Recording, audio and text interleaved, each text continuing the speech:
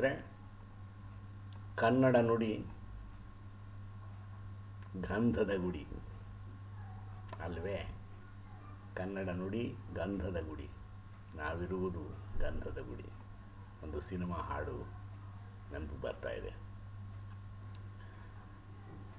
ನಾ ಮಾಡುವ ನುಡಿಯೇ ಕನ್ನಡ ನುಡಿ, ಚಿನ್ನದ ನುಡಿ, ಸಿರಿಗಂಧದ ಗುಡಿ. ನಾವಿರುವ ತಾಣವೇ ಗಂಧದ ಗುಡಿ, ಚಂದದ ಗುಡಿ, ಅಂದದ ಗುಡಿ. ಗಂಧದ ಗುಡಿಯಲ್ಲಿ ಕನ್ನಡ ನುಡಿ, ಚಿನ್ನದ ನಾಡಿನಲ್ಲಿ ಹೊನ್ನಿನ ನುಡಿ, ಪಂಪ ರನ್ನ ಜನ್ನರ ಕಸ್ತೂರಿ ನುಡಿ, ಮುಕ್ಕೋಟಿ ಕನ್ನಡಿಗರ ಆಡುವ ನುಡಿ ಈ ಕನ್ನಡ ನುಡಿ. ಕನ್ನಡ ನುಡಿ, ಕನ್ನಡ ನುಡಿ, ಕನ್ನಡ ನುಡಿ. ಇನ್ನು ಮನಸ್ಸಿಗೆ ಬಂದಂಗೆ ಮೊಳಕೆಯೊಡೆಯುವ ಬೀಜಗಳು ಪ್ರಾಣಿ ಪಕ್ಷಿ ಪ್ರಪಂಚದ ಗೀಜಗಳು, ಹೂ ಬಿಡುವ ಸಸ್ಯ ಸಂಕುಲಗಳು, ಮೊಗ್ಗುಗಳು ಹೂ ಬಿಡುವ ಸಸ್ಯಗಳು, ಅರಳುವ ನೈಸರ್ಗಿಕ ಹೂಗಳು.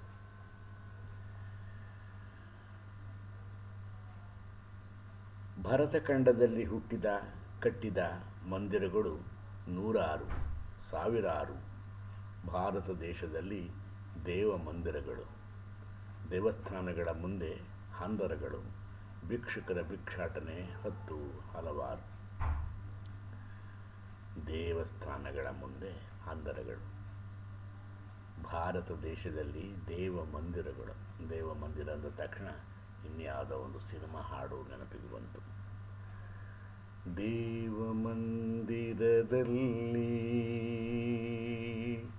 ದೇವರು ಕಾಣನೇ ಇಲ್ಲ, ನ್ಯಾಯ ಮಂದಿರದಲ್ಲಿ ನ್ಯಾಯವೂ ಸಿಗಲೇ ಇಲ್ಲ. ದೇವ ಮಂದಿರ ಇದೊಂದು ಸಿನಿಮಾ ಹಾಡು. ಇನ್ನು ಮನುಕುಲದ ಮಾನವತೆ ಕಾರುಬಾರು, ಭಿಕ್ಷಾಟನೆ, ಸಾಮಾಜಿಕ ಸಾಂಕ್ರಾಮಿಕ ಪಿಡುಗು. ಮನುಕುಲದ ಮಾನವತೆ ಕಾರು ಬಾರು ಅಲ್ವೇ. ಕಾರುಗಳಲ್ಲಿ ಓಡಾಡೋದು, ಬಾರ್ನಲ್ಲಿ ಕೂತ್ಕೊಂಡು ಕುಡಿಯೋದು. ಭಿಕ್ಷಾಟನೆ ಸಾಮಾಜಿಕ ಸಾಂಕ್ರಾಮಿಕ ಪಿಡುಗು. ಭಿಕ್ಷಾಟನೆ, ಭಿಕ್ಷೆ ಭಿಕ್ಷೆ ಅಂದ ತಕ್ಷಣ ನಮಗೆ ಅಸಹ್ಯ ಆಗುತ್ತೆ. ಆದರೆ ಭಿಕ್ಷೆ ಮಾಡಿಕೊಂಡೇ ಮನೆಗಳನ್ನು ಕಟ್ಟಿರ್ತಕ್ಕಂತಹ ಉದಾಹರಣೆಗಳು ಈ ಪ್ರಪಂಚದಲ್ಲಿ ಇದ್ದಾವೆ. ಭಿಕ್ಷಾಟನೆ ದೇಶದ ದಾರಿದ್ರ್ಯಕ್ಕೆ ಸೋಪಾನ, ನಮ್ಮಂಥ ಮುಟ್ಟಾಡ್ರು ಹೇಳೋದು. ಆದರೆ ಭಿಕ್ಷಾಟನೆ ದೇಶದ ದಾರಿದ್ರ್ಯಕ್ಕೆ ಸೋಪಾನ ಅಂತಂದರೆ ಭಿಕ್ಷುಕರು ಮನೆ ಕಟ್ಟಲಿಕ್ಕೆ ಸಾಧ್ಯ? ಎಲ್ಲ ವಿಚಿತ್ರ ಅಲ್ವೇ. ದೇಶದ ಸ್ವಾಭಿಮಾನಗಳಿಗೆ ಅವಮಾನ.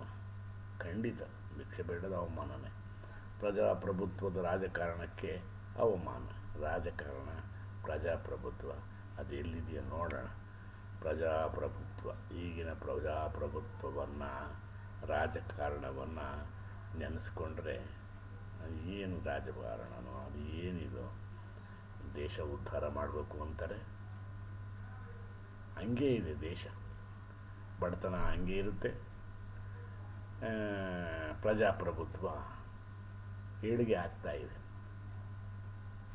ಪ್ರಜಾಪ್ರಭುತ್ವ ಅದು ಕೇವಲ ರಾಜಕಾರಣಿಗಳಿಗೆ ಮಾತ್ರ ಪ್ರಜಾಪ್ರಭುತ್ವದ ಅರಿವಾಗುತ್ತೆ. ಆದರೆ ಪ್ರಜಾಪ್ರಭುತ್ವ ಅನ್ನೋದು ವಿಚಿತ್ರ.